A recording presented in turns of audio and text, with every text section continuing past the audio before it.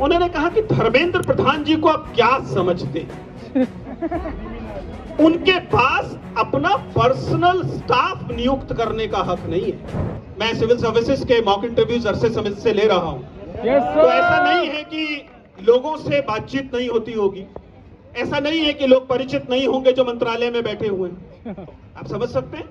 उनसे कभी पूछिए।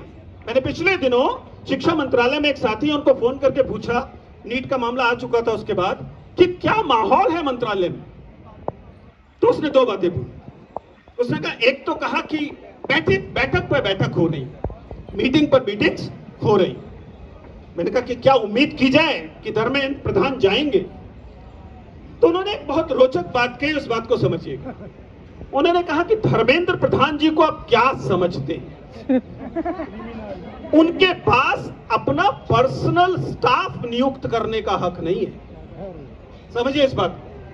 If you understand the entire bureaucracy, you know that the minister is supposed to head the department, और उसके नीचे सचिव होगा, ओएसडीज होंगे, उनका पर्सनल सेक्रेटरी होगा। उन्होंने कहा कि उनका पीएस कौन होगा या उनका पर्सनल स्टाफ कौन होगा, ये तय करने का हक धर्मेंद्र प्रधान के पास नहीं है। ये कहां किसके पास है, आप समझ रहे होंगे? ये या तो पीएमओ से तय होता है या केशव कुंज से तय होता है कि कौन पर्सनल स्टाफ होगा मंत्री का। ऐसे में मंत्री के इस्तीफे से आप क्या उम्मीद करते हैं? आप समझ पा रहे हैं? मैं ये नहीं कह रहा कि हमें इस्तीफा मांगना नहीं चाहिए, मैं तो उस मांग का सबसे पहले समर्थन कर रहा हूं, लेकिन आपको इस पूरे संदर्भ को समझना पड़ेगा।